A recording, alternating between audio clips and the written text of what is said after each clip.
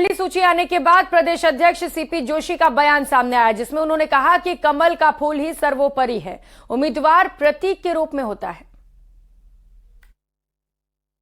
मैंने फिर से कहा कि हमारे यहाँ कमल का फूल चुनाव होता है, सर्वोपरि वही है, प्रतीक के रूप में उम्मीदवार होता है। लेकिन पार्टी का कार्यकर्ता और जनता के मन में एक विश्वास है, आदरणीय मोदी जी का ध्येय वाक्य हमें राजस्थान में कमल खिलाना है, और लोगों में यही विश्वास है कि राजस्थान में डबल इंजन की सरकार बनेगी। मोदी जी के नेतृत्व में राजस्थान विकास की दृष्टि से उत्तरोत्तर प्रगति करेगा, समृद्धि आएगी, युवा किसान महिला के चेहरे पर खुशी आएगी। ये विश्वास भारतीय जनता पार्टी और हमारे लोकप्रिय नेता आदरणीय नरेंद्र मोदी जी के ऊपर है। और करेंगे इस बीच मिल रही बड़ी खबर का। श्रीगंगानगर से बड़ी खबर है, जहां पर हथियार के साथ बदमाश को गिरफ्तार किया गया है। चुनाव को लेकर पुलिस लगातार अलर्ट मोड पर है और लगातार ताबड़तोड़ कार्रवाइयां भी पुलिस की ओर से की जा रही है। पुलिस ने 6 युवकों को गिरफ्तार किया है। 6 अवैध पिस्तौल के साथ आरोपियों को गिरफ्तार किया गया। तस्वीरें भी उन आरोपियों की आपको दिखा रहे हैं। हो सकता है ये किसी वारदात को भी अंजाम देते, लेकिन उससे पहले पुलिस को बड़ी कामयाबी हाथ लगी। अब इनके हिस्ट्री को भी खंगालने की कोशिश पुलिस की ओर से की जा रही। कुल 6 युवक पुलिस की ओर से गिरफ्तार किए गए हैं और अब लगातार इन युवकों से पूछताछ की जा रही है। क्या इससे पहले भी उन्होंने किसी क्राइम को अंजाम दिया है, आगे किस क्राइम को अंजाम देने वाले थे, क्या घटनाएं ये करने वाले थे, इन तमाम सवालों को लेकर पुलिस की ओर से लगातार छानबीन जारी है। सभी बदमाशों से पुलिस पूछताछ में जुटी हुई है, क्योंकि चुनावी साल है, लिहाजा लगातार पुलिस एक्टिव मोड पर है। आदर्श आचार संहिता भी लगा दी गई है और ऐसे में किसी तरीके की कोई घटना ना होने पाए, कहीं कोई भी लॉ एंड ऑर्डर की स्थिति खराब ना होने पाए, इसे लेकर लगातार पुलिस सतर्क है, एक्टिव मोड पर है। पुलिस की ओर से विशेष अभियान भी चलाए जा रहे हैं, जगह जगह पर चेकिंग की जा रही है, वाहनों को रोककर उनकी भी तलाशी ली जा रही है और इसी क्रम में पुलिस को बड़ी सफलता हाथ लगी है। श्रीगंगानगर से ये बड़ी खबर आपको बता रहे हैं, जहां पर हथियार के साथ बदमाश गिरफ्तार हुए हैं। और इजराइल के खिलाफ युद्ध छेड़ने की कोशिश भले ही हमास की ओर से हुई हो, लेकिन इस युद्ध के पीछे कई अलग अलग फैक्टर्स भी मौजूद हैं। ईरान इनमें से एक बड़ा फैक्टर है। सऊदी अरब के साथ इजराइल की बढ़ती नजदीकियों ने ईरान को परेशान कर रखा है। लेबनान के आतंकी संगठन हिजबुल्लाह का इस युद्ध में कूदना भी ईरान फैक्टर की ओर ही इशारा कर रहा है।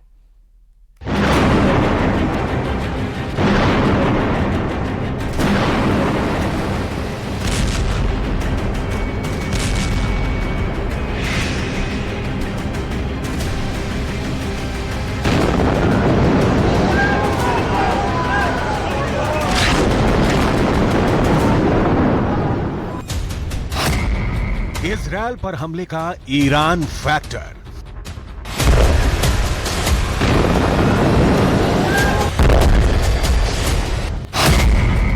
इजरायल युद्ध में हिजबुल्लाह की एंट्री।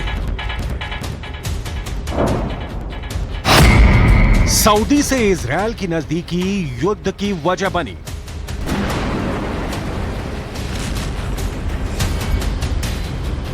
इजरायल से हमास की दुश्मनी पुरानी है।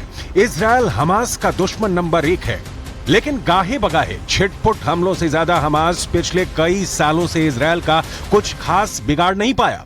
हमास ने जब जब सिर उठाया, इजरायल ने उसे कुचल दिया। तो फिर सवाल उठता है कि अचानक ऐसा क्या हुआ? एकाएक हमास को इतनी ताकत कहां से मिल गई कि वो अपनी गाजा पट्टी की सीमाओं को लांघकर इजरायल के अंदर घुस गया और इजरायल के घर में घुसकर हमले की हिमाकत कर बैठा? इस सवाल के जवाब के तौर पर कई फैक्टर एक साथ काम कर रहे हैं। इसमें पहला फैक्टर है ईरान, दूसरा फैक्टर है सऊदी अरब और तीसरा फैक्टर है खुद इजरायल। इजरायल पिछले कुछ महीनों से सऊदी अरब के साथ शांति समझौते के ऐतिहासिक मोड़ पर है। इस समझौते के लिए अमेरिका एक्टिव रोल प्ले कर रहा है, जबकि समझौते के इस डील से सबसे ज्यादा चिढ़ा हुआ है ईरान, क्योंकि सऊदी अरब कुछ साल पहले तक फिलिस्तीन के साथ और इजरायल के खिलाफ खड़ा रहा था। सुन्नी बहुल सऊदी अरब के साथ शिया बहुल मुल्क ईरान की भले ही कट्टर दुश्मनी रही है, लेकिन फिलिस्तीन के मामले पर सऊदी और ईरान एक जैसा ही रुख रखते थे। लेकिन पिछले कुछ महीनों में इजरायल ने यूनाइटेड अरब अमीरात, बहरीन और सऊदी अरब के साथ शांति वार्ता की शुरुआत की। इजरायल के साथ 3 बड़े इस्लामिक देशों की शांति वार्ता से ईरान, हमास और लेबनान का आतंकी संगठन हिजबुल्लाह बुरी तरह से भड़का हुआ है, क्योंकि इन सबको लग रहा है कि अगर इजरायल मुस्लिम देशों के बीच समझौते में कामयाब हो गया तो पश्चिम एशिया में इजरायल का दबदबा और बढ़ जाएगा। इजरायल पर हमास के हमले के बाद हिजबुल्लाह ने बयान जारी कर कहा, हम स्थिति पर करीब से नजर बनाए हुए हैं, हम हमास के नेतृत्व के साथ संपर्क में हैं, हम फिलिस्तीनी लड़ाकों को इस ऑपरेशन के लिए बधाई देते हैं। और इस बयान के कुछ ही घंटों बाद लेबनान की ओर से भी इजरायल पर हमले शुरू हो गए। तो ईरान की पुरानी पॉलिसी है, ईरान हमेशा से हमास को सपोर्ट करता रहा है हर तरह की, और वो इजराइल की बेसिक एग्जिस्टेंस ही को नहीं मानता, वो इजराइल को रिकॉग्नाइज भी नहीं करता, वैसी स्टेट है। और वो उसका मानना तो यहाँ तक उन्हीं ने कहा है कि इजराइल एक कैंसर की तरह है मिडिल ईस्ट में, और वो अमेरिकन इजरायली जो पॉलिसी उस पूरे क्षेत्र की है, वही नहीं बल्कि उस पूरे क्षेत्र में, उसके भी वो खिलाफ है। मैप के जरिए समझिए कि इस वक्त इजरायल में कैसे हालात बने हुए हैं। अब तक गाजा पट्टी की ओर से हमास इजरायल पर हमले कर रहा था, लेकिन अब उत्तरी इजरायल की सीमा से लगे लेबनान की ओर से भी हमले शुरू हो गए हैं। यानी इजरायल पर इस वक्त 2 फ्रंट वॉर की स्थिति बन गई है। इजरायल युद्ध में अगले 24 घंटे बेहद अहम है, क्योंकि अगले 24 घंटे में या तो युद्ध की पिक्चर और बड़ी होगी, या फिर इजरायल इस युद्ध को अपने अंजाम तक पहुंचाने के लिए बड़ा लॉन्च कर सकता है।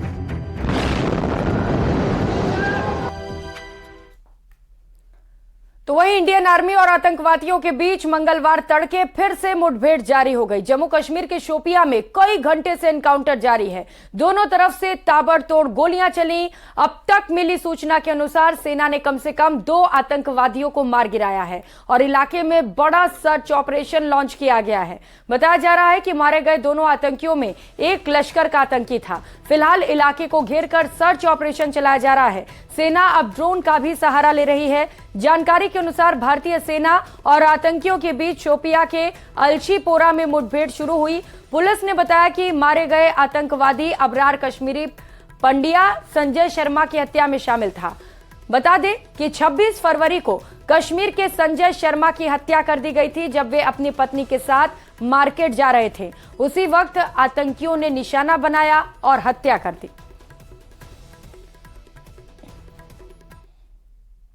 और खबरों में आगे बढ़ते हुए, अयोध्या में होने वाला इस बार का दीपोत्सव बेहद खास है। रामलला की प्राण प्रतिष्ठा से पहले दीपोत्सव में राम की पैड़ी में 51 घाटों पर 24 लाख दीपक जलाए जाएंगे और 21 लाख से अधिक दीपक एक साथ जलाकर नया रिकॉर्ड बनाया जाएगा। इसके लिए 25,000 वॉलंटियर्स होंगे। वहीं लेजर शो और ड्रोन शो के जरिए श्री राम के जीवन चरित्र के प्रदर्शन की व्यवस्था अयोध्या प्रशासन और पर्यटन विभाग अधिकारी करेंगे।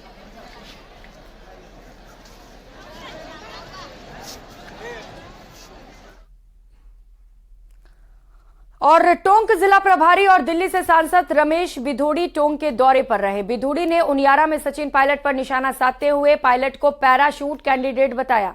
बीजेपी ने देवली उनियारा से विजय बैंसला को टिकट दिया, जिस पर रमेश बिधूड़ी ने जवाब देते हुए कहा कि बीजेपी ने राजस्थान के कार्यकर्ता को टिकट दिया। रमेश बिधूड़ी ने उनियारा में कार्यकर्ताओं की बैठक लेकर पार्टी के लिए काम करने के निर्देश दिए। वहाँ बेगू से टिकट लड़ रहे हैं, कहाँ के रहने वाले हैं? सचिन पायलट जी कहाँ के रहने वाले हैं? वो राजस्थान के हैं क्या? वर्तमान की स्थिति तो ये तो जो भारतीय जनता पार्टी ने जो टिकट दी है, ये तो कम से कम राजस्थान का कार्यकर्ता है ना, राजस्थान का परिवार है ना। इनके पिताजी लड़े थे ना लोकसभा में, इनके पिताजी भी लोकसभा लड़े हैं, तो ये तो यही के हैं, कम से कम दिल्ली से राजस्थान से बाहर के तो नहीं है ना। पैरासूट तो देखा जाए तो हमारे डिप्टी सीएम साहब रहे हैं। तो वहीं चुनाव आयोग ने प्रदेश में 80 साल से अधिक के बुजुर्ग और विशेष दिव्यांगजनों के लिए वोट फ्रॉम होम के जरिए वोटिंग कराने का फैसला लिया है। घर बैठे ही लाभार्थी या पोस्टल बैलेट के माध्यम से वोट कर सकेंगे। और ये तस्वीरें आपको दिखा रहे हैं मुख्यमंत्री अशोक गहलोत का काफिला। इससे पहले उन्होंने सोनिया गांधी से मुलाकात की थी, क्योंकि चुनाव के तारीखों का ऐलान हो चुका है और अब एक एक पल बेहद कीमती है। किसी भी पल को, किसी भी वक्त को गवाया नहीं जा सकता है, बेकार नहीं दे सकते। और यही वजह है कि लगातार मैराथन बैठकों का दौर भी जारी है। कई महत्वपूर्ण बैठकें भी होने वाली हैं। कांग्रेस में सीईसी की भी बैठक है। सोनिया गांधी से मुलाकात के बाद अब दिल्ली एयरपोर्ट मुख्यमंत्री अशोक गहलोत पहुंचे हुए हैं, जिसकी इस वक्त ये सीधी तस्वीरें हम आपको दिखा रहे हैं। और दिल्ली से चूरू मुख्यमंत्री अशोक गहलोत पहुंचेंगे। अब हो सकता है कुछ ही समय में वो मीडिया से मुखातिब हों। अब देखना दिलचस्प होगा कि अभी मुख्यमंत्री अशोक गहलोत क्या बोलते हैं, क्योंकि कल इलेक्शन कमीशन की ओर से चुनाव की तारीखों का ऐलान हो चुका है। 23 नवंबर को वोटिंग की जाएगी।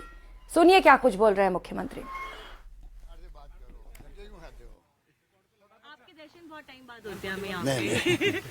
सर, आपकी महत्वपूर्ण मुलाकातें रही हैं। कल आपने वेणुगोपाल जी से मुलाकात की है। आखिरकार कब तक जो है पहली सूची को लेकर जो है औपचारिक ऐलान हो सकता है और क्या कुछ महत्वपूर्ण रहा बैठक? देखिए, अभी तो प्रोसेस शुरू हुआ है और मैं समझता हूँ कि 18 तारीख के आसपास उम्मीद करते हैं कि जब सीसी बैठक शुरू होगी तब फिर बता पाएंगे आपको कि फाइनल कब होगा। सोनिया जी से आपकी मुलाकात हुई, काफी क्या कुछ खास? नहीं, कर्ती कॉल करना हमारा फर्ज बनता है। लंबे समय तक हमारे वो अध्यक्ष रही हैं और जो कुछ आज हम लोग यहाँ तक पहुँचे हैं तो उनके आशीर्वाद से पहुँचे हैं। इतना विश्वास मुझ पर किया। पहली बार जब मैं मुख्यमंत्री बना तब से उनका आशीर्वाद मुझे मिला, तभी तो बन पाया। इतना विश्वास था उनका, और विश्वास से 25 साल से काम रखना बहुत बड़ी बात है। काम रखा हुआ है, इसलिए जब कभी दिल्ली आते हैं मौका मिलता है तो कर्ती कॉल करना। क्या आपने कैंपेन के लिए भी सोनिया गांधी को राजस्थान आने के लिए आमंत्रित किया है सर, क्योंकि चुनाव के दिन बहुत? देखिए, मैडम का आना तो मैं नहीं समझता कि बहुत ही रेयर हुआ होगा कहीं पर। कर्नाटक में एक बार गई वो विशेष परिस्थिति के अंदर। अगर प्रोग्राम बन पाता है तो हमें तो बहुत हमारे लिए गर्व की बात होगी। हम चाहेंगे वो आए, हम चाहेंगे वो आए। बाकी तो राहुल जी और खड़गे साहब और प्रियंका जी तो सब आएंगे और नेता आएंगे। चुनाव बड़ा, मैं समझता हूँ कि ये चुनाव हम जीत के बताना चाहते हैं, क्योंकि इतने काम किए हैं। अब पब्लिक जो है गांव-गांव में हर घर में बेनिफिशियरी हो गया है। इस प्रकार की हमारी योजना शानदार है। सोशल सिक्योरिटी की है, कानून पार हमने कर दी है। महंगाई को लेकर राहत देने के लिए हमने विनम्र प्रयास किया है। देखो, महंगाई की मार सबको होती है, बस विथ ह्यूमिलिटी ये प्रयास किया गया इस महंगाई की मार के वक्त में कैसे राहत मिले लोगों को। हमारा हर कदम उस दिशा में है, कैसे कम से कम बचत हो घर के अंदर, जिससे कि बच्चों की देखभाल अच्छी हो सके। इस प्रकार से हमने बचत करने का प्रयास किया और उसमें हम कामयाब भी हुए। जो फीडबैक आ रहा है वो फीडबैक यही है कि चारों और लोगों में मैसेज है गांव-गांव के अंदर। अब बीजेपी वाले कई अफवाहें फैलाते रहते हैं, हम लोग उनकी तरफ ध्यान नहीं दे रहे हैं, ना उनको जवाब देना चाहते हैं हम लोग, क्योंकि गुड गवर्नेंस इतनी बड़ी है राजस्थान के अंदर।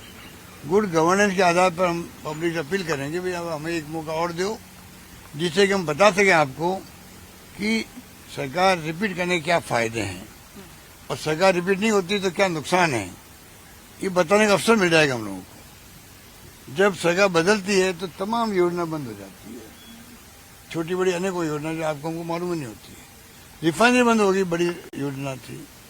मेट्रो बंद हो गया जयपुर के अंदर, और अम्बावाड़ी से मान लो बन जाता पूरा सीतापुरा तक, कितना बड़ा लाभ मिलता। ट्रैफिक जैम रहते हैं। तो कहने का मतलब ये कि और तो धार्मिक लोग बनते ही। बद्रीनाथ केदारनाथ के अंदर जो लोग बह गए थे, उनके बच्चों को नौकरी थी, उनको निकाल दिया गया नौकरी से, स्कीम बंद कर दी गई, वापस हमने शुरू करी अभी। तो ऐसी अनेकों बातें हैं जो मैं समझता हूँ सरकार बदलने में नुकसान होता है। इस बार हमें मौका दो, की ओर से कल लिस्ट जारी की गई है, उसमें इस बार मौका हमें दो। हम पब्लिक से रिक्वेस्ट करेंगे, आग्रह करेंगे, अपील करेंगे। हम इनकी तरह ना तो इनके पास साधनों की कमी नहीं है। बॉन्ड निकाल रखे हैं, बॉन्ड एक प्रकार से करप्शन है। ये लीगली करप्शन है। तरीका निकाल दे बॉन्ड का, 95% बॉन्ड इनके पास जाते हैं। हमसे कोई मिलने भी आ रहा है उद्योगपति, शाम को इनकम टैक्स पहुंच जाता है, ईडी पहुंच जाती है, तो लोग डरे हुए हैं। आप सोच सकते हो इस माहौल में हम काम कर रहे हैं। सर, सवाल जिलों में जो ईआरसीपी की आप यात्रा निकाल रहे हैं, आपको क्या वो लगता है? यात्रा समझ लो, उसको जनसंपर्क समझ लो, उन एरिया को हम प्रायोरिटी दे रहे हैं। ईआरसीपी का मुद्दा में 4 साल तक बना रहेगा, 5 साल तक राष्ट्रीय परियोजना घोषित करो, कोई फर्क नहीं पड़ता। 16 योजनाएं हैं, एक और बन जाती, काम स्पीड अप हो जाता। जब 90% पैसा मिलता भारत सरकार से तो नेचुरली काम स्पीड अप हो जाता। नहीं होने दिया इन लोगों ने, नहीं होने दिया, और उसको मतलब बार बार भ्रम पैदा करते रहे। मंत्री राजस्थान का हम उससे उम्मीद नहीं करें, किससे करेंगे। उसके बाद में उन्होंने जनता को गुमराह किया। पहले कह दिया प्राइम मिनिस्टर ने वादा किया ही नहीं है, आप सिद्ध कर दो, मैं इस्तीफा दे दूंगा। वो इस्तीफा कहाँ गया? जब उनको सिद्ध कर दिया, मीडिया को दिखा दिया भाई ये आप प्रधानमंत्री मोदी जी खुद बोल रहे हैं, 13 जिले के नाम बोल रहे हैं, ईआरसी की बात कर रहे हैं, चुप हो गए। फिर कहा अगर हमारी सरकार आएगी तो हम बता देंगे इसको। ये कहना दुर्भाग्यपूर्ण है। वो एक बड़ा इश्यू है ईआरसीपी के एरिया के अंदर भी। हम चाहेंगे हमारी जो कैंपेन चले उसमें वहाँ हम तवज्जो दें, वहाँ भी जाएंगे, बताएंगे उनको। वो इरिगेशन के लिए भी, सिंचाई के लिए भी, पीने के पानी के लिए बड़ी योजना है, तो वो अलग बात है। कहने का मतलब ओवरऑल जो है इंफ्रास्ट्रक्चर हो, 1.5 लाख किलोमीटर सड़कें किसे कहते हैं राजस्थान में बन रही है, 80,000 के लगभग बन चुकी है। इस प्रकार का काम आगे बढ़ रहा है रोज का। पानी में, बिजली के अंदर, शिक्षा में, स्वास्थ्य में, सोलर में, विंड में, किसानों के लिए योजनाओं के लिए अलग बजट पेश कर दिया किसानों का। हिंदुस्तान में कहाँ है 25 लाख बीमा? हिंदुस्तान में कहाँ पर है? हमने अनेकों योजना, वो ओपीएस कहाँ है हिंदुस्तान के अंदर? अनेकों योजना हमारी वो है जो सिर्फ राजस्थान के अंदर है, लंबी लिस्ट है उसकी भी। तो आज आईटी बेस्ड गवर्नेंस कर रहे हैं हम लोग, आईटी में नंबर 1 है देश के अंदर। आज डीबीटी क्यों हो रही है? प्रधानमंत्री जी उसको लेकर गर्व करते हैं, पर गर्व तो करें आप, हमें खुशी है। पर ये राहुल गांधी जी का जो सपना था आईटी का, आज मोबाइल फोन, इंटरनेट सेवाएं, उनके कारण संभव हुआ। ये हम आईटी में भी नंबर 1 है देश के अंदर, और आर्थिक विकास दर में हम लोग उत्तर भारत में नंबर 1 है, और पूरे बड़े राज्य देखें तो आंध्र प्रदेश नंबर 1, नंबर 2 हम लोग हैं। और बताइए वित्तीय प्रबंधन के बगैर ये संभव होता क्या? ये हमने करके दिखाया, इसीलिए इतनी योजनाएं हम लोग लागू कर पा रहे हैं राजस्थान के अंदर। लोग कहते हैं पैसा कहाँ से आ रहा है? पैसा वित्तीय प्रबंधन से आ रहा है, पैसा बचत से आ रहा है, फिजूल खर्ची नहीं हो रही है, इसलिए आ रहा है। 7 सांसद 10 बागी कल पहली लिस्ट में उतारे हैं, एक कांग्रेसी हैं, अब उनके एक बारे IAS अफसर हैं। उनके बारे में हम कमेंट नहीं करते, अच्छी बात है, क्योंकि वो उनका अंदरूनी मामला है। तो इतना मैं मान सकता हूँ कि अगर 7 MP उतारे हैं तो इन्होंने हार पहले स्वीकार कर ली है। सर, आपने जाति जनगणना क्योंकि की, आप बताइए 7 मेंबर पार्लियामेंट इतिहास के अंदर किसी राज्य में नहीं उतारे गए होंगे। राजस्थान की सरकार गिरा नहीं पाए लोग। वो दर्द ऐसा इनके कोने में छिपा हुआ है, बार बार वो दर्द बाहर निकलता है। मोदी जी हो या अमित शाह जी हो, धर्मेंद्र प्रधान हो या गणेश शेखावत हो, या जफर इस्लाम का नाम था एक और नौजवान का, जो भी थे, इनके दिल में एक कोने में दर्द ऐसा छिपा हुआ है, नहीं चाहते हुए भी वो दर्द बाहर निकलता बार बार, और इनको तंग करता है, वो हमें तंग करते हैं। सर, आपने जाति जनगणना की घोषणा की है, बीजेपी कह रही है कि आखिरी मोमेंट पे जाति जनगणना की घोषणा करना कहीं ना कहीं।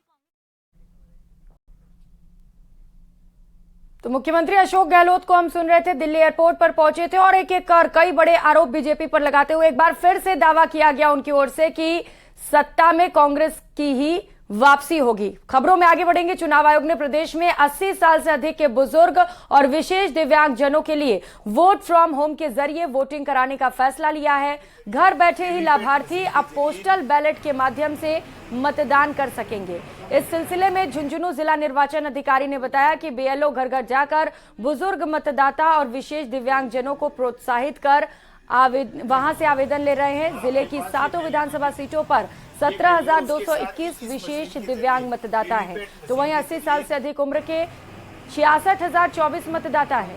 आवेदन फॉर्म रिटर्निंग ऑफिसर को भेजा जाएगा, जिसके बाद सूची तैयार कर वोट फ्रॉम होम से मतदाताओं को जोड़ा जाएगा। विशेष दिव्यांग हैं या 80 साल से ऊपर के जो लोग मतदाता हैं, उनमें से जो लोग मतदान केंद्र पर आकर अगर मतदान करने में सक्षम नहीं है तो उनको घर से मतदान करने की सुविधा दी जा रही है। झुंझुनू जिले में 17,000 के आसपास दिव्यांगजन हैं और करीब 66,000 के आसपास 80 प्लस के मतदाता हैं। तो इलेक्शन कमीशन ऑफ इंडिया के डायरेक्शंस के अकॉर्डिंग हमने सभी रिटर्निंग ऑफिसर्स को ये निर्देश दिए हैं, वो बीएलओज के माध्यम से ये सर्वे करवा रहे हैं कि भाई कौन कौन ऐसे मतदाता इनमें से हैं जो घर से अपने मतदान का उपयोग करना चाहते हैं। के संबंध में बीएलओज के माध्यम से उन लोगों से संपर्क किया जा रहा है और उनको आवेदन करने के लिए इलेक्शन कमीशन ऑफ इंडिया के द्वारा एक परफॉर्मा दिया गया है, फॉर्म दिया गया है, वो फॉर्म उनको प्रोवाइड किया जाएगा और वो फॉर्म भर के और रिटर्निंग ऑफिसर के पास आएगा। जिन जिन में जो लोग इनको ऑप्ट करते हैं, जो नहीं आना चाहते हैं मतदान केंद्र पर और घर से मतदान करना चाहते हैं, उनके द्वारा फॉर्म भराया जाएगा। फॉर्म भरने के बाद आरओ के पास वो एकजाई सूची बनाई जाएगी और फिर उनके घर से उनके मतदान की व्यवस्था की जाएगी। तो राजस्थान विधानसभा चुनाव की तारीखों का ऐलान कर दिया गया है। चुनावी घोषणा के साथ ही आचार संहिता भी लगा दी गई। सरकारी योजनाओं के जगह जगह पर लगाए गए पोस्टर्स को उतारा जा रहा है। वहीं जिला पुलिस शाखा में गाड़ियों को जमा करवाया जा रहा है। अगर जैसलमेर विधानसभा क्षेत्र की बात करें तो जैसलमेर विधानसभा क्षेत्र में 2,50,343 मतदाता हैं। वहीं पोखरण विधानसभा क्षेत्र में ये आंकड़ा 2,21,343 का है। तो दोनों को मिलाकर जिले में अब कुल 4,71,686 मतदाता हैं। अभी नामांकन पत्र दाखिल करने तक का समय नाम जोड़ने या घटाने तक के लिए बाकी है। आचार संहिता लग चुकी है, इसलिए जिस प्रकार सरकार के निर्देश है उस प्रकार जो राज्य सरकार की विभिन्न स्कीम्स है, जहाँ जहाँ पोस्टर लगे हुए हैं, बैनर लगे हुए हैं, उनको हटाने के निर्देश है, तो उनको हटवा के साथ ये जगह जगह तो बैनर लगे हुए ना, इनको हटा रहे हैं साहब सरकार का आदेश है। और ये पोता पोती भी करवा रहे हैं और जहाँ जहाँ दीवारों पे ये होर्डिंग लगे हुए हैं वो सब हटा रहे हैं सर। बहुत ज्यादा कठिन है सर, जगह जगह पर थोड़ी है दीवारें, तो सबको साफ करना है।